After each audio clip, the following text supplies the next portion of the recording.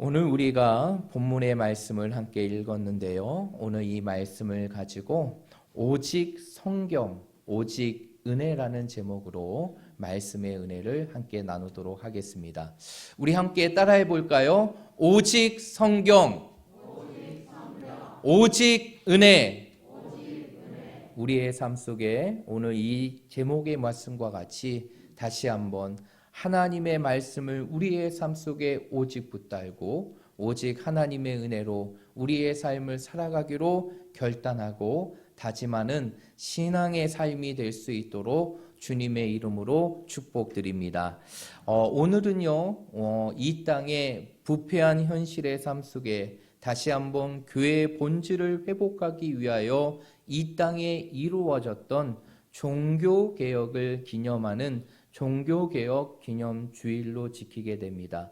이 땅에 504년 전에 다시 한번 개혁의 불길을 일으키고 그 개혁을 통하여 오늘날 하나님을 향한 온전한 신앙의 삶을 살아갈 수 있도록 길을 열어준 그 종교개혁을 다시 한번 기억하고 그 종교개혁을 통해서 우리의 삶을 되돌아보고 우리의 삶이 개혁되고 우리의 모습이 하나님이 기뻐하시는 삶을 살아갈 수 있는 그러한 시간으로 우리의 삶을 돌아보는 시간인데요. 여러분, 이러한 종교개혁은 누가 처음 시작했습니까? 바로 우리가 잘 알고 있던 마르틴 루터를 통해 이루어지게 됩니다. 1517년 10월 31일 젊은 신학자였고 목회자였던 마틴 루터를 통해 이 땅의 종교개혁은 시작이 되게 됩니다. 이러한 종교개혁은 어떻게 이루어지게 되느냐? 독일을 넘어 유럽의 전 지역으로 확산되게 되고 세계 여러 나라의 개혁의 불길을 이루는 놀라운 역사로 이루어지게 됩니다. 그리고 이러한 종교개혁은 부패한 시대 속에서, 부패한 중세 시대 속에서 새로운 신앙의 모습을 제시할 뿐만 아니라 새로운 종파를 만들게 되는데 그것이 바로 무엇이냐? 오늘 우리가 믿고 있는 프로테스탄트, 곧 개신교라는 것이죠. 그래서 이러한 종교개혁을 통해서 우리가 정말 말씀의 본질인 신앙의 모습을 회복할 뿐만 아니라 프로테스탄트, 곧 우리가 지금 믿고 있는 개신교가 탄생하게 된 것이 바로 종교개혁이라는 것이에요. 그런데 여러분 잘 아실 거예요. 제가 이 종교개혁 주의를 지키면서 여러분들에게 종교개혁이 어떻게 이루어졌는가를 여러분들에게 자주 말씀드렸는데 이러한 종교개혁이 일으킬 수 있었던 하나의 도화선이 되었던 사건이 있습니다. 그 사건이 바로 무엇입니까? 바로 카톨릭에서 있었던 면죄부 판매라는 것이죠. 그래서 이 면죄부 판매가 불씨가 되어서 오늘날 종교개혁이라는 그 개혁의 모습이 이루어지게 됐는데요. 여러분 지금 나와 있는 것이 바로 면죄부입니다. 그래서 그 당시 1517년 로마의 교황을 통해서 이루어지고 발행되었던 그 면죄부가 지금 사진에 나와 있는 이거라는 것이죠. 그래서 하나의 종일 뿐이지만 이 면죄부를 갖고 있는 자들은 연옥에 있는 사람들을 구원할 수 있는 기회를 갖게 됩니다. 여러분 그 당시 카톨릭은 오늘 우리가 갖고 있는 기독교랑은 전혀 다릅니다. 우리가 비록 카톨릭에서 개혁을 통해서 기독교가 나왔지만 카톨릭과 기독교는 전혀 다른 종교입니다. 전혀 다른 신앙의 모습을 갖고 있고 전혀 다른 구원관을 갖고 있는 것이 바로 카톨릭과 기독교예요. 그런데 이러한 카톨릭의 교리 중에 하나가 바로 무엇이 있느냐? 바로 연옥의 교리라는 게 있어요. 연옥의 교리. 여러분 연옥이라는 게 뭔지 아십니까? 뭐죠? 연옥이라는 게 무엇입니까? 우리가 알고 있듯이 우리는 이 세상을 딱 죽게 되면 이 육신은 땅으로 흙으로 가게 되고 우리의 영혼은 천국과 지옥에 이르게 됩니다. 그런데 천국과 지옥에 이르기 전에 카톨릭 신도들은 무엇을 어디에 머문다고 하느냐? 연옥에 머문다고 해요.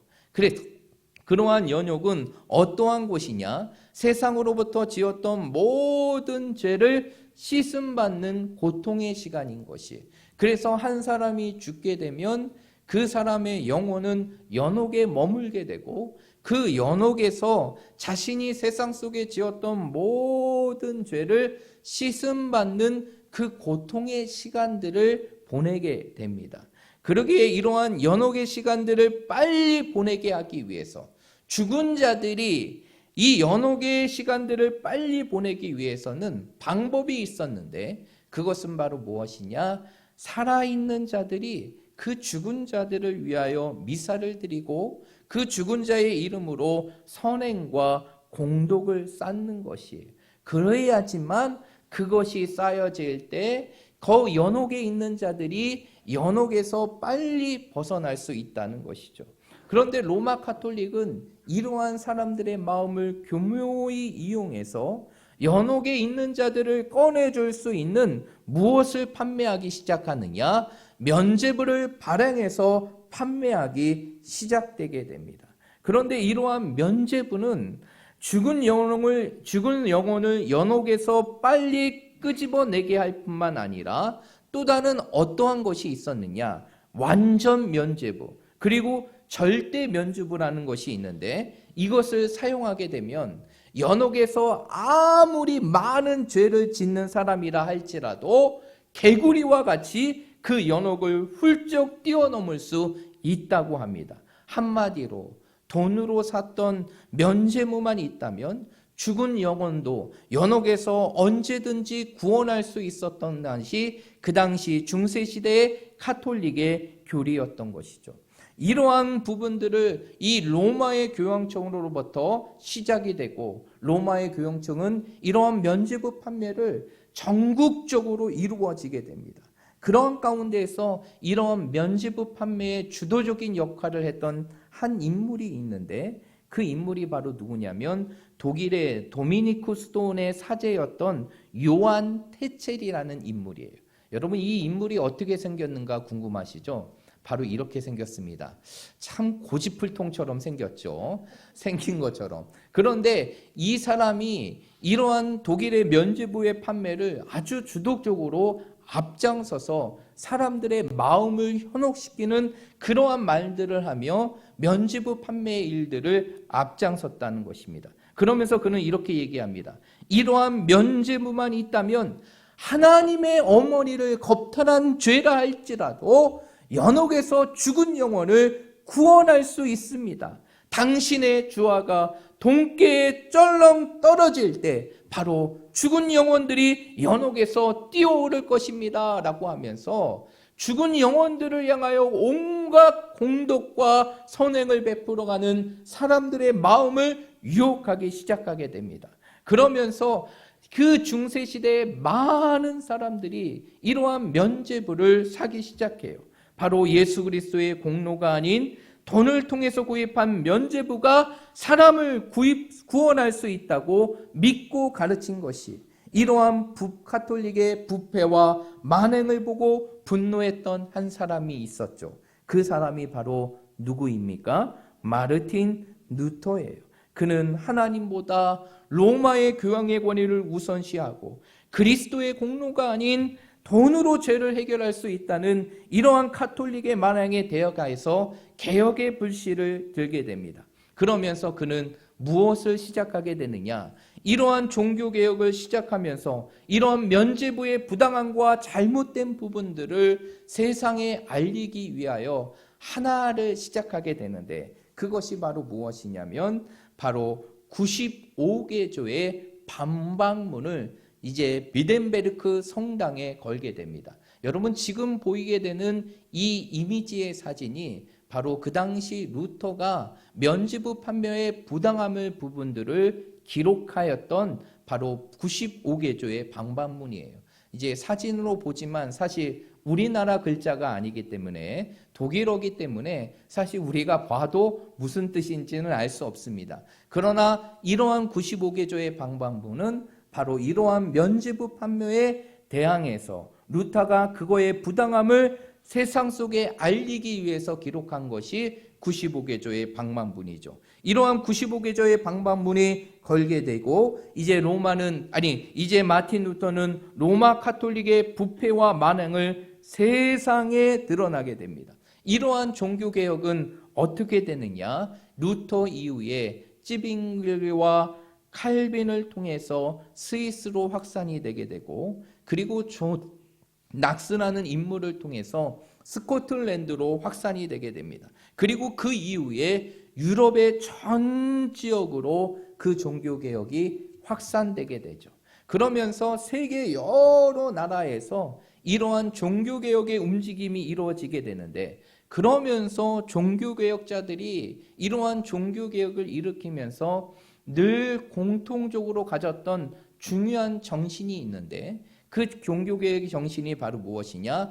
5대 솔라라고 부르는 바로 기본 원칙입니다. 여러분, 이 5대 솔라라는 것이 어떠한 것인가? 여러분 사진을 이렇게 보시면 알겠지만 이제 이게 라틴어입니다. 라틴어이기 때문에 사실 이것이 무엇인지를 우리가 해석을 하지 않고서는 잘 알 수 없는데, 이 5 솔라, 이 5가지 솔라는 어떠한 내용을 갖고 있느냐? 첫 번째가 그거가 솔라 스크립투라예요. 솔라 스크립투라는 무엇이냐면 오직 성경이라는 뜻입니다. 그리고 두 번째가 보면 솔라 피데입니다. 솔라 피데는 오직 믿음이라는 뜻이에요.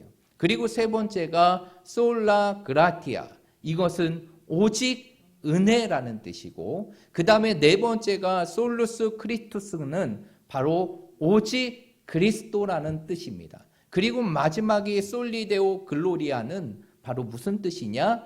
오직 하나님께 영광이라는 것이죠. 그래서 종교개혁자들은 이 5가지의 종교개혁의 정신을 가지고 모든 개혁의 불씨를 이루게 됩니다. 오직 성경으로, 오직 믿음으로, 오직 은혜로, 오직 그리스도로, 오직 하나님께 영광이라는 이 정신을 가지고 종교개혁을 일으키게 되죠.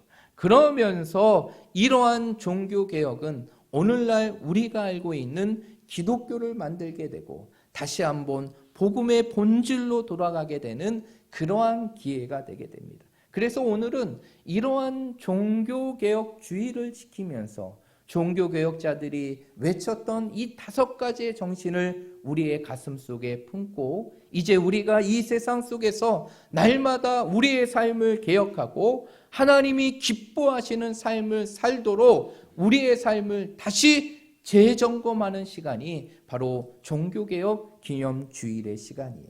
그러면 오늘 이 종교개혁 기념주일을 지키며 오늘 이 시대를 살아가는 우리들이 이 시대 속에서 진정한 종교개혁자들과 같이 부패한 현실의 삶을 따르지 않고 오직 개혁의 삶을 살아가기 위해 우리의 삶 속에 갖추어야 될 2가지 신앙의 모습이 있는데, 그 2가지 신앙의 모습이 바로 무엇이냐? 첫 번째가 바로 오직 성도는 오직 말씀 중심의 신앙의 삶을 살아가야 한다는 것이, 여러분 모든 신앙의 변질은 무엇으로 이루어지게 되는 것일까요? 모든 신앙의 변질은 어디에서 이루어지는 것일까요? 그 신앙의 변질은 다른 것이 아닌 말씀의 부재와 말씀의 벗어남에서 이루어진다는 것이에요. 우리의 신앙이 변질되는 것, 그것은 바로 하나님의 말씀이 없거나 그 말씀에서 벗어날 때 우리의 신앙의 모습은 변질되게 된다는 것이에요. 여러분, 왜 로마 카톨릭이 그렇게 변질된 모습으로 바뀌게 되었을까요? 왜 말도 안 되는 면죄부를 통해서 마치 구원이 예수 그리스도의 공로가 아닌 돈으로 모든 것을 해결할 수 있다는 이러한 타락의 부분들로 이루어졌을까요? 그것은 바로 그 로마 카톨릭이 무엇을 잃어버렸기 때문이냐? 말씀을 잃어버렸기 때문이에요. 이러한 모습은 오늘 이 시대를 살아가는 우리들에게 너무나 중요한 가르침을 주는 것이, 우리의 삶 속에 말씀을 잃어버리고 우리의 삶 속에 말씀을 벗어날 때 그것이 결국 우리의 신앙의 변질과 타락을 이루게 한다는 것이, 그런 가운데 루터가 종교개혁을 일으키기 전에 그의 삶 속에 늘 끊임없이 고민했던 것이 있었어요.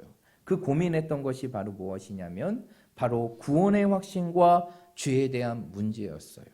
그 당시 이제 로마 가톨릭은 이러한 구원과 그리고 죄에 대한 문제들을 어떻게 풀었느냐? 바로 면죄부의 판매나 아니면 수도사들은 수도원을 통한 금욕과 고행의 생활을 통해서 모든 죄의 문제를 해결할 수 있다고 생각하고 구원에 이를 수 있다고 했습니다. 한마디로 예수 그리스도의 공로가 아닌 인간의 행위가 자신을 구원할 수 있다고 믿었던 것이 바로 가톨릭의 가장 기본적인 교리인 것이죠. 그런 가운데 이제 가톨릭의 사제였던 마틴 루터 또한도 이러한 구원의 확신과 죄에 대한 문제 때문에 끊임없이 고민하게 됩니다. 그러면서 그는 사실상 원래부터 신학을 했던 신학자가 아니라 그의 아버지의 권유를 따라 법조인이 되기 위해서 법률을 공부했던 사람이에요. 그러나 법률에 대한 공부가 마치고 그는 신학을 하게 됩니다. 그리고 신학을 공부했지만 이러한 죄의 문제와 구원에 대한 문제를 자신의 삶 속에 풀지 못하게 되는 것이에요. 그러면서 그가 선택한 것은 바로 무엇이냐면 어디에 들어가게 되느냐? 수도원에 들어가게 됩니다. 그리고 그는 수련을 통해서 내 안에 있는 죄의 문제와 구원의 문제들을 해결하기 위하여 끊임없이 발버둥 치게 되죠. 그리고 그 수도원에 들어가 모든 프로그램들을 다 수행합니다. 그러나 그의 삶 속에 죄에 대한 문제가 해결이 되었을까요? 아니에요. 오히려 죄에 대한 두려움과 공포만이 그의 마음을 더 움켜쥐기 시작합니다. 그러면서 루터는 그 당시의 상황을 이렇게 고백합니다. 내가 수도사가 된 이후에 어떠한 격렬한 유혹을 받을 때마다 나는 이렇게 외쳤다. 나는 잃어버렸어. 내 양심의 부르짖음을 억누르기 위하여 온갖 방법들을 의지해야만 했다. 그래서 매일 고백했다. 죄에 대한 부분들을 매일 고백했지만 아무것도 내 삶에 소용이 없었다. 슬픔에 복박쳐 쓰러져 내 안에 수없이 몰려오는 생각들이 나를 고문했다. 나는 여전히 질투심이 많았고 참을성이 없을 뿐만 아니라 끊임없는 죄악의 성격에 빠져 허우적댔다.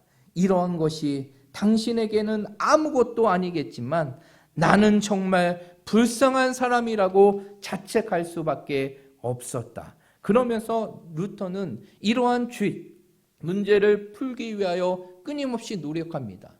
그런데 이러한 것으로 풀리지 않게 되자 결국에는 자신을 학대할 수밖에 없는 고행의 삶으로 들어가게 됩니다. 그러면서 그 당시에 빌립보의 계당이라고 불리는 스칼라 상타를 그는 고행의 도구로 여기며 훈련을 하게 됩니다.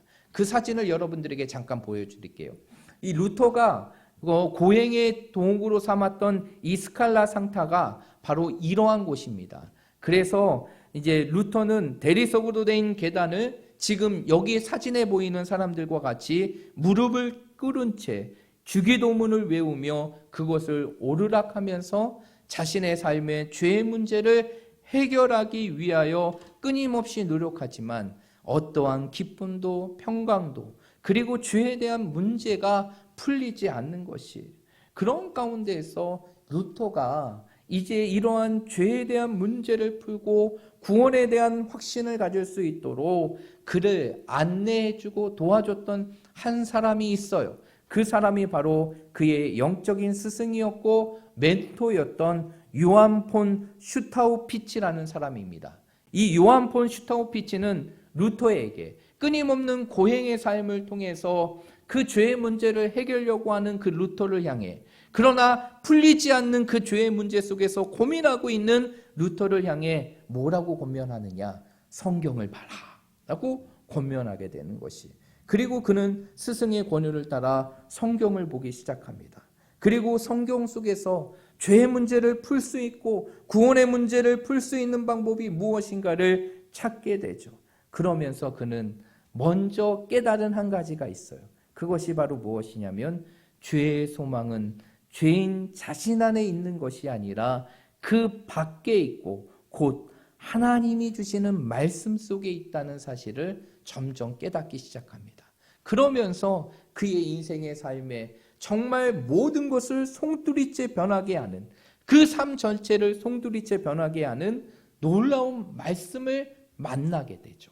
그 말씀이 바로 무엇이냐면, 오늘 우리가 본문의 말씀은 읽진 않았지만 로마서 1장 17절의 말씀이에요. 우리가 이 말씀을 한번 찾아볼 필요가 있는데, 로마서 1장 17절의 말씀입니다.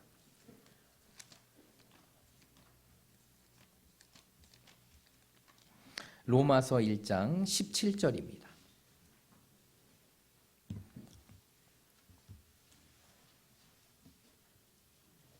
(1장 17절) 우리 다 찾으셨으면 다 함께 읽도록 하겠습니다. 시작!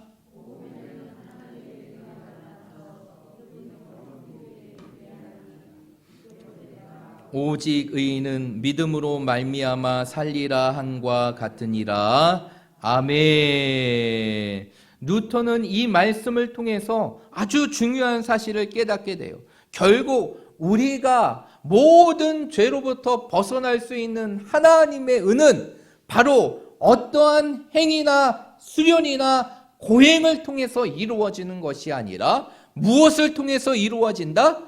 믿음을 통해서 이루어진다. 그러기에 의인은 오직 무엇으로 이루어질 수 있는 것이냐? 믿음으로 이루어질 수 있다는 것이죠. 그러면서 그의 인생의 삶 속에 평생 가증했던 신앙의 교리를 발견하게 되는데, 그것이 바로 이신칭의예요.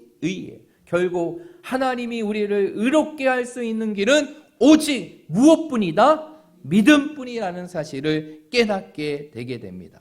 그러면서 그는 결국 자신의 인생의 삶 속에 놀라운 고백을 합니다. 그리고 이렇게 얘기해요. 하나님의 의가, 하나님의 선물, 곧 믿음으로 말미암아 살게 하는 의라는 것을 나는 깨닫게 되었다. 이것은 나를 완전히 다시 태어나게 하였고 열린 문을 통하여 낙원에 들어감을 느끼게 하였다. 이러한 놀라운 성경의 말씀을 통해서 결국 하나님의 의로움은 다른 것이 아니라 믿음을 통해서 이루어진다는 사실을 깨달았을 때 루터는 다시 태어나는 것 같고 자신의 인생의 삶에 낙원에 들어가는 것 같은 기쁨을 누렸다고 고백하고 있는 것이, 결국 이러한 말씀의 깨달음이 죄악의 속에 갇혀 있었고 죄에 대한 두려움과 공포 속에 있었던 그 루터로 하여금 모든 죄의 문제를 해결하고 하나님이 주시는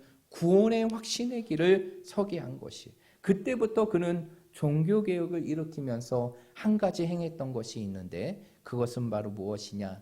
그 당시에 성경에 대해 무지했던 독일의 많은 사람들에게 그들이 성경을 읽을 수 있도록 바로 라틴어로 되어 있는 성경을 독일어로 번역하게 된 것이고, 그리고 그 독일어로 번역된 성경을 모든 독일 사람들에게 보급하게 된 것이, 그것이 결국 종교개혁을 독일로부터 엄청나게 이루어지게 되는 기회가 되게 됩니다. 여러분, 오늘 이 마틴 루터의 모습을 통해 우리가 기억해야 될 것이 있어요. 여러분, 우리의 인생의 삶 속에 끊임없이 듣는 신앙의 모습이 바로 무엇이냐? 개혁신앙이라는 단어가 있어요. 끊임없이 우리 자신을 개혁해야 된다. 교회는 끊임없이 개혁되어야 된다. 그래야지만 하나님 앞에 온전히 설 수 있다. 이것이 바로 개혁신앙인데요. 그러면 이러한 개혁신앙은 무엇일까요? 내 자신을 개혁하고 교회를 개혁하고 우리가 하나님이 주시는 그 믿음의 본질을 지키며 이 세상을 살아갈 수 있는 그 개혁신앙의 본질은 무엇일까요? 그 본질은 다른 것이 아니에요. 바로 솔라 스크립투라, 오직 성경의 삶을 우리의 삶의 신앙의 기준으로 여기며 살아가는 것이, 우리의 삶의 기준을 다른 곳에 두지 않고 오직 하나님의 말씀에 두고 오직 하나님의 말씀대로 가르치며 가르침대로 살아가는 것이, 하나님의 말씀이 가라 하면 가면 되는 것이고 하나님의 말씀이 서라 하면 서면 되는 것이고 하나님의 말씀이 하라 하면 하면 되는 것이고 하나님의 말씀이 하지 말라 하면 하지 않는 것, 결국 우리의 삶의 영원한 진리가 하나님의 말씀이라는 사실을 믿고 그 말씀을 따라가는 신앙, 그것이 바로 무슨 신앙이냐? 개혁신앙의 삶이라는 것이에요. 결국 내 자신을 개혁하고 교회를 개혁할 수 있는 것은 어떠한 다른 것이 이루어지는 것이 아니라 오직 하나님의 말씀이라는 사실을 믿으시길 바랍니다. 하나님의 말씀이 우리의 삶의 기준이 되고 우리의 삶의 표준이 되어서 그 말씀을 따라 살아갈 때 그것이 바로 내 인생의 삶을 끊임없이 개혁하고 하나님이 주시는 그 믿음의 본질을 이 세상에 지키며 살아가는 삶이 되는 것이. 사랑하는 여러분, 지금 여러분들은 무엇을 따라 살아가고 계십니까? 어떠한 방식으로 이 세상을 살아가고 계십니까? 세상의 유행이나 세상의 흐름이나 세상의 가치를 따라 살아가고 있지는 않습니까? 여러분, 이 시대를 살아가는 우리들이 이 땅에 따라가야 될 것, 우리의 삶 속에 기준으로 잡아야 될 것, 그것은 바로 우리 앞에 놓여 있는 이 66권의 완전한 하나님의 말씀임을 믿으시길 바랍니다. 이제 여러분의 삶 속에 이 말씀대로 살아가십시오. 그리고 이 말씀대로 행동하십시오. 그리고 이 말씀을 붙들며 여러분의 인생의 삶을 사시길 바랍니다. 그것이 결국 우리의 삶을 흔들게 하는 세상의 많은 상황 속에서 하나님이 기뻐하시는 개혁의 삶을 살아갈 수 있는 것이고, 그것이 결국 우리를 하나님 앞에 기쁘게 하는 그 믿음의 본질을 지키며 살아갈 수 있는 것이에요. 여러분, 우리가 이 세상 속에서 진정한 신앙의 삶, 하나님이 기뻐하시는 인생, 그 개혁의 삶은 오직 하나님의 말씀에 있다는 사실을 여러분의 삶 속에 꼭 기억하시고 그 말씀을 붙들고 그 말씀을 세상과 타협하지 않고 그 말씀을 따라 인생의 삶을 아름답게 이루며 살아갈 수 있는 우리 모든 믿음의 성도들이 되시기를 주님의 이름으로 축복드립니다. 두 번째로 우리의 삶을 개혁하기 위하여 우리가 갖추어야 될 또 하나의 신앙의 모습이 있어요. 그 신앙의 모습이 바로 무엇이냐면 오직 은혜의 신앙의 삶이 있어야 한다는 것이에요. 여러분, 우리가 앞에서 얘기했지만 종교개혁자들이 갖고 있었던 5가지의 솔라, 그 중에 바로 한 가지가 바로 무엇입니까? 바로 솔라 그라티아, 오직 하나님의 은혜라는 것이에요. 여러분, 우리의 신앙을 변질케 하는 또 하나의 것이 있는데 그것은 말씀을 잃어버린 것뿐만 아니라 우리의 삶 속에 무엇을 잃어버릴 때 우리의 신앙의 변질이 이루어지게 되느냐? 은혜를 잃어버릴 때, 우리의 삶 속에서 하나님의 은혜를 잃어버릴 때 우리의 신앙은 변질될 수밖에 없다는 것이. 그래서 루터는 인간이 의롭게 되는 것이 사람의 의가 아닌 하나님의 의로 이루어지는데 그 하나님의 의는 믿음이라는 사실을 깨닫고 그는 자신의 삶 속에 이렇게 고백합니다. 그 하나님의 의는 사람의 공로나 노력으로 이루어지는 것이 아니라 전적인 누구의 은혜? 하나님의 은혜를 통해서 이루어짐을 고백하게 돼요. 그러면서 종교개혁을 일으킬 때 늘 그는 솔라 그라티아, 오직 은혜라는 그 삶의 목표를 가지고 모든 종교개혁을 이루게 됩니다. 그런 가운데 루터가 종교개혁을 일으킨 이후에 이제 로마 카톨릭으로부터 이단으로 정죄를 받고 심지어는 사제의 직분을 박탈되고 이제는 출교가까지 되게 됩니다. 그러면서 이제 루터가 자신의 신앙의 모습을 변화할 수 있는 한 회의에 참여하게 돼요. 그 회의가 바로 보름스 회의라는 것입니다. 그러면서 이 보름스 회의 때 그 회의를 주관했던 황제, 그 당시의 황제는 루터에게 2가지 질문을 하게 됩니다. 그 2가지 질문이 무엇이냐? 그대 이름으로 출판된 이 책들을 그대의 것으로 인정하는가? 이게 첫 번째 질문이에요. 그랬을 때 루터는 여기에 대해서 이 모든 것은 나의 것입니다. 인정합니다. 그리고 2번째 질문을 던지게 됩니다. 그 2번째 질문이 바로 무엇이냐? 그렇다면 이 책에 쓴 내용들을 철회할 준비가 되어 있느냐라고 묻게 돼요. 그러자 루터는 그 자신에게 질문을 던졌던 황제를 향해 이렇게 대답합니다. 나에게 생각할 수 있는 시간 하루의 여분을 주십시오. 그리고 루터는 자신의 방으로 돌아가서 이렇게 기도합니다. 하나님이여 저를 도우소서. 내가 여기 있나이다. 당신 외에는 어떤 것도 제게 필요하지 않습니다. 제가 무엇을 대답해야 될지 내게 깨닫게 해주십시오. 그리고 루터는 그 다음날 황제 앞에 쓰게 됩니다. 그 보른스 회의 앞에 쓰게 되죠. 그리고 그는 이렇게 대답하게 됩니다. 성경에 비추어 볼 때 나의 모든 죄가 유죄임을 증명되지 않는 이상 나는 교황과 교회의 권위를 인정하지 않겠다. 내 양심은 하나님의 말씀에 사로잡혀 있다. 나는 아무것도 철회할 수 없고 또 그러할 생각도 없다. 왜냐하면 성경에 반하는 행동은 안전하지 못할 뿐만 아니라 현명한 일이 아니기 때문이다 라고 얘기하면서 결국 자신이 썼던 모든 죄의 내용을 철회할 수 없다는 사실을 공적으로 선포하게 됩니다. 그럴 수 있었던 것은 결국 루터가 무엇을 깨달았기 때문이냐? 결국 나에게 주어지는 모든 것이 하나님의 은혜라는 사실을 깨닫게 된 것이고 그 하나님의 은혜라는 사실이 가톨릭의 끊임없는 공격 속에서도 종교개혁을 단행할 수 있었다는 것이에요. 여러분, 루터가 정말 자신의 생명을 드리면서까지 이렇게 진리를 수호하고 그리고 거대한 산과 같은 로마 가톨릭에 대해서 싸울 수 있었고 종교개혁을 일으킬 수 있었던 것은 무엇 때문일까요?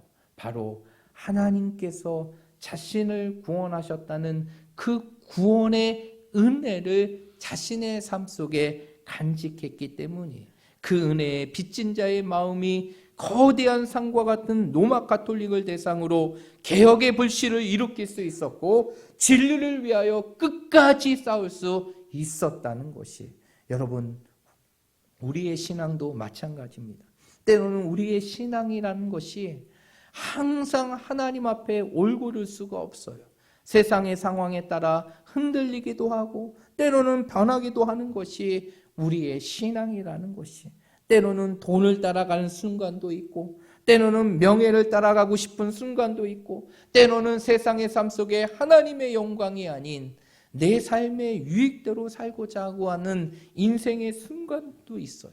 그러한 순간 속에서 우리의 믿음이 변하지 않기 위해서는 우리의 믿음이 하나님 앞에 올곧기 위해서는 무엇이 있어야 되느냐? 바로 오직 하나님의 은혜라는 신앙의 모습이 우리의 삶 속에 있어야 되는 것입니다. 그 오직 하나님의 은혜라는 그 신앙의 모습이 우리에게 있을 때 우리는 끊임없는 개혁의 삶을 살아갈 수 있는 것이. 그래서 저는 여러분들에게 이렇게 말씀드리고 싶어요. 정말 여러분의 인생의 삶을 하나님 앞에 올곧게 살아가고 세상의 어떠한 불의함 속에서도 흔들리지 않는 개혁의 신앙을 살고 싶다면 정말 사도 바울이 우리에게 가르쳐주는 말씀과 같이 나 된 것은 하나님의 은혜라는 그 은혜의 신앙을 여러분의 삶 속에 간직하시길 바랍니다. 그 은혜가 끊임없이 우리를 세상 속에 지킬 수 있고 하나님이 주시는 그 믿음을 따라 이 세상을 살게 할 것입니다. 여러분 오늘은 504년 전에 이 땅에 이루어졌던 종교개혁을 기념하는 날이에요. 여러분 우리가 세상을 변화시키고 바꿀 수 있는 개혁자가 아닐지라도 내 자신을 하나님 앞에 올곧게 세우는 개혁의 삶을 살아가기 위해 우리의 삶 속에는 꼭 두 가지의 신앙을 가져야 됩니다. 그 두 가지 신앙이 바로 무엇이냐? 오늘 우리가 함께 나눴던 오직 말씀, 오직 성경이라는 신앙의 기준을 가져야 되고 그리고 또 한 가지가 오직 은혜라는 신앙의 모습을 우리에게 가져야 되는 것이 말씀과 은혜라는 이 두 가지의 신앙의 기둥을 우리가 부에 접을 때 우리는 어떠한 환경 속에서도 흔들리지 않고 하나님이 기뻐하시는 신앙의 삶을 살 수 있는 것입니다. 그러므로 우리 사랑하는 모든 성도들이 오늘 이 말씀을 기억하며 오늘 이 종교개혁을 기념하는 이 주일의 아침에 다시 한번 우리의 삶이 오직 말씀의 신앙의 삶으로, 그리고 오직 은혜의 신앙의 삶으로 다시 한번 결단하고 다짐함을 통하여서 이 시대 속에서 하나님이 기뻐하시는 그 신앙의 삶을 아름답게 이루어가는 우리 모든 성도들이 되시기를 주님의 이름으로 축복드립니다.